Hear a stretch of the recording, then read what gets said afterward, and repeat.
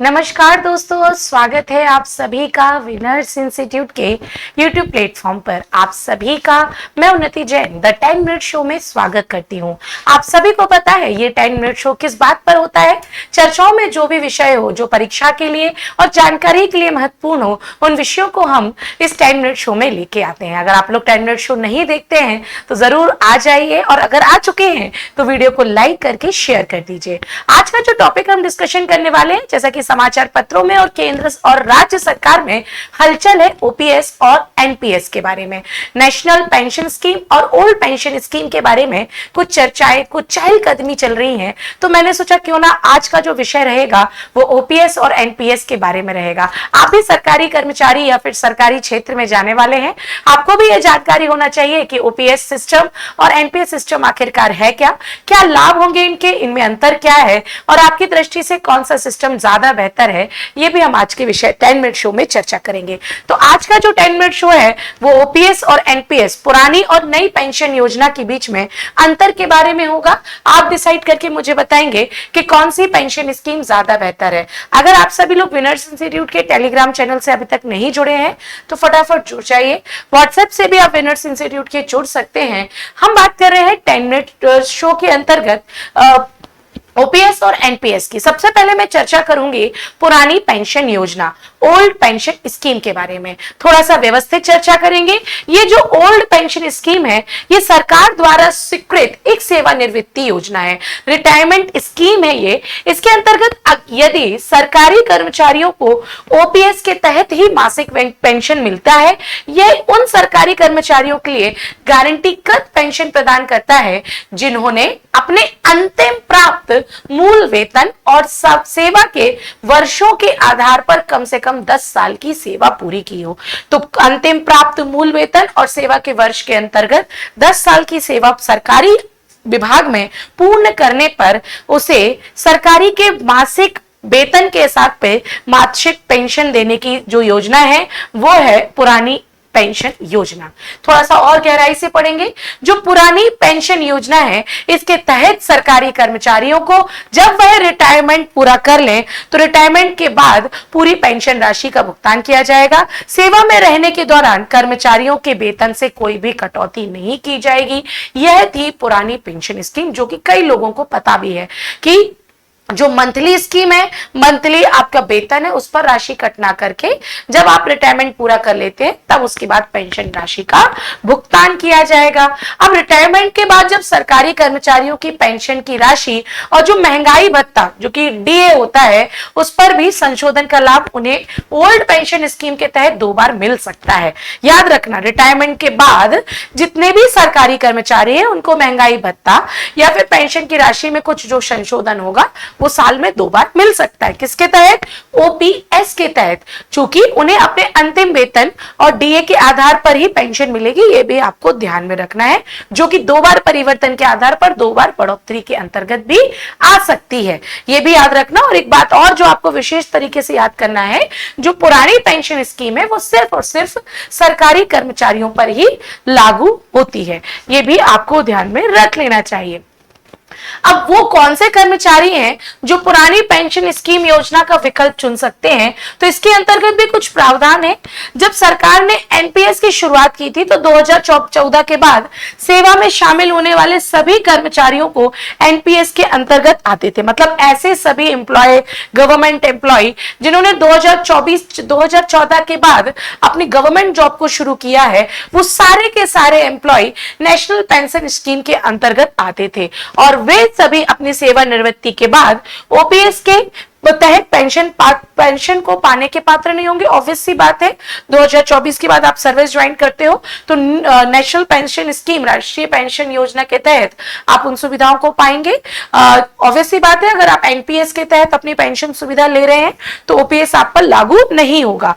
लेकिन फरवरी 2023 में पेंशन और पेंशन भोगी कल्याण विभाग ने केंद्र सरकार के कर्मचारी, only for central government employ, को ओपीएस के तहत पेंशन पाने का विकल्प चुनने का यहां पर प्रदान किया था। ये आपको याद रख लेना चाहिए। केंद्र सरकार ने सिविल कर्मचारी जो कि नीचे दी गई शर्तों को पूरा करते हैं उनको ही यह विकल्प दिया था। क्या क्या शर्तें थी?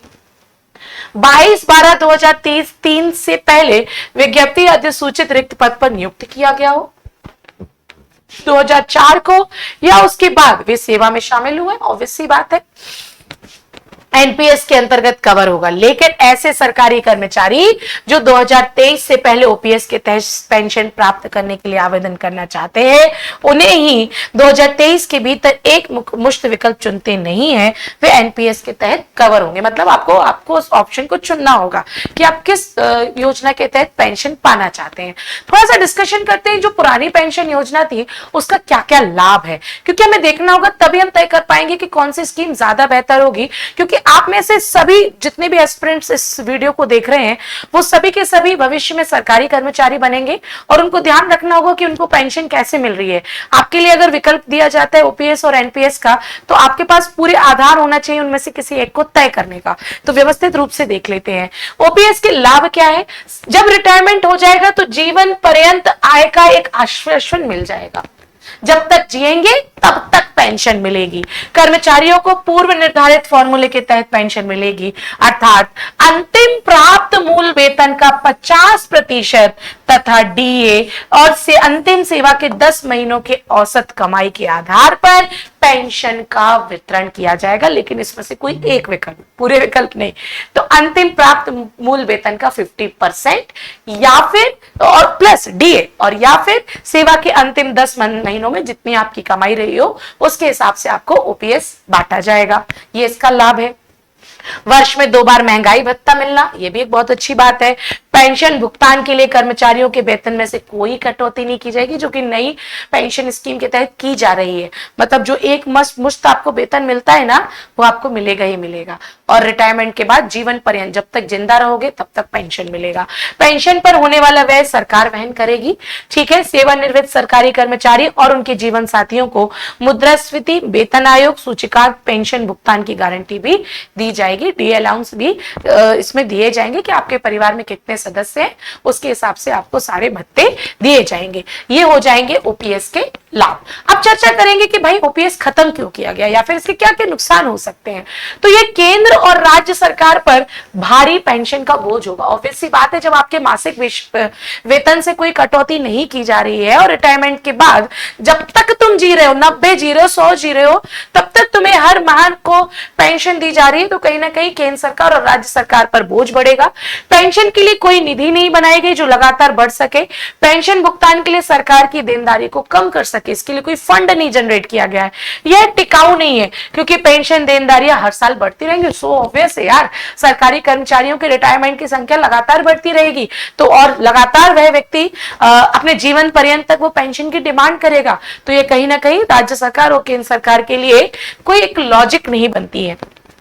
बेहतर स्वास्थ्य सुविधाओं के कारण जीवन प्रत्याशा बढ़ चुकी है। हर कोई लंबा जीना चाह रहा है और जीने के लिए व्यायाम, स्वस्थ भोजन और अच्छा वातावरण में रह रहा है, तो लंबा जी भी रहा है, जीवन प्रत्याशा बढ़ रही है। परिणाम स्वरूप दीर्घायु, और ये दीर्घायु होना ओपीएस के लिए खतरनाक है, क्योंकि जितना जियोगे उतना पेंशन देना पड़ेगा। तो कहीं ना कहीं ओपीएस के जो नुकसान है वो सरकार के लिए नुकसान है और जो लाभ है वो जनता के लिए। लेकिन अभी अभी अपनी धारणा मत बनाना, जब तक हम दूसरी स्कीम नहीं पढ़ लेते, मतलब कि राष्ट्रीय पेंशन स्कीम हम जब तक नहीं पढ़ लेते, आप लोग ओपीएस के प्रति धारणा मत बनाना, ठीक है।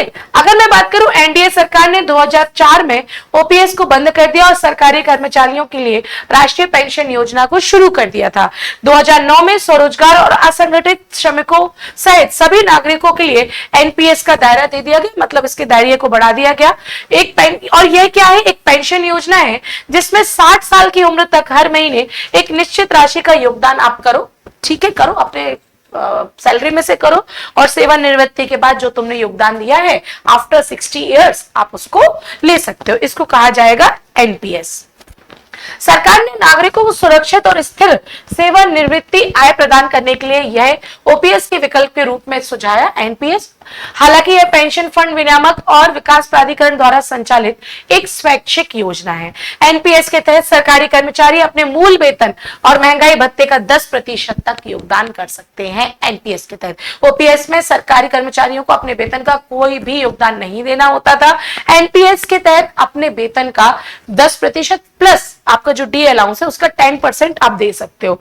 अगर सरकार हर महीने मूल वेतन और डीए का 14% योगदान करती है तो यह नागरिक एनपीएस में न्यूनतम 500 रुपए मासिक योगदान कर सकता है। यह डिपेंड करता है कि राज्य में उन सरकारी कर्मचारियों के लिए कौन कौन सी योजना संरक्षित है। यह भी याद रखना चाहिए कि जैसे कि एसबीआई, एलआईसी, यूटीआई आदि एनपीएस निवेश का प्रबंधन करते हैं, ये आपको पता होना चाहिए। सेवानिवृत्ति के बाद कोई व्यक्ति एनपीएस की राशि का 60% पूरा नहीं निकाल पाओगे, 60% तक निकालोगे आफ्टर 60 ईयर्स, है ना। शेष 40% को आप मासिक रूप से भी निकाल सकते हो। आपको लगता है कि मेरा जो अमाउंट है वो 100% मुझे नहीं चाहिए, तो 60% आप टोटल अमाउंट निकाल सकते हो और 40% आप मंथली बेस पे भी निकाल सकते हो, है ना। 10 पेशेवर फंड मैनेजरों में से किसी एक के पास आप निवेश भी कर सकते हो अगर आप चाहते हो तो। एनपीएस एक बाजार से जुड़ी वार्षिक योजना है जिसमें कोई व्यक्ति नौकरी के दौरान एक नियमित राशि इन्वेस्ट करेगा, ठीक है, और सेवानिवृत्ति के बाद वह वार्षिकी रूप से प्राप्त कर सकता है। योगदान को पेंशन फंड में समेकित किया जा सकता है जो सरकारी बिल, बॉन्ड, कॉर्पोरेट शेयर आदि आदि पोर्टफोलियो में आप निवेश भी कर सकते हो। तो मैं समझ पा रही हूं कि आप ओपीएस और एनपीएस को थोड़ा बहुत समझे होगे। मोटे तौर पर अगर मैं एक बार फिर से रिवाइज करूं तो ओपीएस जो पुरानी पेंशन स्कीम थी, इस स्कीम में जब तक आप 60 साल के नहीं हो जाते हो और आपकी जो मंथली सैलरी आ रही है एज अ गवर्नमेंट एम्प्लॉय, आपको उस सैलरी में से कुछ भी इन्वेस्टमेंट नहीं करना होगा। आफ्टर 60 ईयर्स आपको पेंशन सरकार के द्वारा दी जाएगी जो कि मंथली बेसिस पर होगी। अगर मैं एनपीएस की बात करती हूं तो एनपीएस एक मार्केट बेस्ड स्कीम है जिसमें आपको मंथली अपनी इनकम का कुछ डीए प्लस आपको कुछ इन्वेस्टमेंट करना होगा और जब तक आप 60 साल के नहीं हो जाते हो तब तक आप अपनी पेंशन की तैयारी के लिए कुछ प्रतिशत इन्वेस्टमेंट करते रहोगे। आफ्टर 60 ईयर्स जब आप रिटायरमेंट हो जाओगे, आपका रिटायरमेंट हो जाएगा, तो आफ्टर 60 ईयर जो आपने इन्वेस्टमेंट किया है उस टोटल अमाउंट का 60% आप विड्रॉ कर सकते हो। 40% अगर आप चाहें, ये आपकी स्वैच्छिक योजना है चूंकि, तो आप अपनी सुविधा के अनुसार उसको मंथली बेसिस पे भी ले सकते हो। अब बात करते हैं कि एनपीएस के लाभ क्या है। कर्मचारी सेवानिवृत्ति पर कुल धनराशि का 60% निकाल सकते हैं जो कि टैक्स फ्री रहेगा। याद रखना, बहुत बड़े अमाउंट पर आपको राशि मिलेगी लेकिन वो टैक्स फ्री रहेगी, ये याद रखना। उसका पैसा जो खुद का इन्वेस्टमेंट किया है उस पर पैसा नहीं देना होगा। कर्मचारियों को एनपीएस निवेश पर अधिक लचीलापन और नियंत्रण प्राप्त है क्योंकि वे उच्चतम रिटर्न वाले पेशेवर फंड मैनेजर का चयन कर सकते हैं, ठीक है। इक्विटी या ऋण की परवाह किए बिना उच्च रिटर्न प्राप्त किया जा सकता है, बिल्कुल किया जा सकता है, क्योंकि योग्य पेशेवर फंड मैनेजर जो आपके उस पैसे का मैनेजिंग करेंगे वो आपके निवेश का भी प्रबंधन साथ में कर देंगे और बता देंगे कि आप इस राशि को कैसे फिर से री इन्वेस्ट कर सकते हो। रोजगार के दौरान प्रत्येक वर्ष किए गए एनपीएस अंशदान कर कटौती में उपलब्ध करेगा। ऑब्वियस सी बात है, अगर आपकी सैलरी टैक्स के अंडर आती है तो आप एनपीएस में ज्यादा सेव करते जाओ ताकि टैक्स सेविंग भी होती जाएगी। जब आप जॉब में थे तब की बात कर रही हूँ। तो एनपीएस के लाभ भी हैं, तो इन लाभों को जरूर देख लेना चाहिए। कुछ और लाभ जैसे खातों का संचालन और प्रबंधन ऑनलाइन किया जा सकता है, बार बार आपको विभागों के चक्कर नहीं लगाने पड़ेंगे। रिटायरमेंट से पहले आप एनपीएस का अंशदान ले सकते हो अगर आप चाहो तो। बिफोर 60 ईयर्स भी आप अपना जो इन्वेस्टमेंट उसको ले सकते हो। खाता खोलने के 10 साल बाद वे एक निश्चित राशि भी निकाल सकते हो और 60 साल की उम्र तक 3 बार आप निश्चित राशि जो आपने खुद की सैलरी से इन्वेस्ट किया है आप उसको निकाल सकते हो। तो ये एनपीएस के लाभ हैं। नुकसान भी चर्चा कर लेते हैं भैया, क्योंकि अपने मूल वेतन और महंगाई भत्ते का 10% देना पड़ता है, ये थोड़ा सा दिक्कत है। पूरी जो सैलरी है वो नहीं मिल पाती है।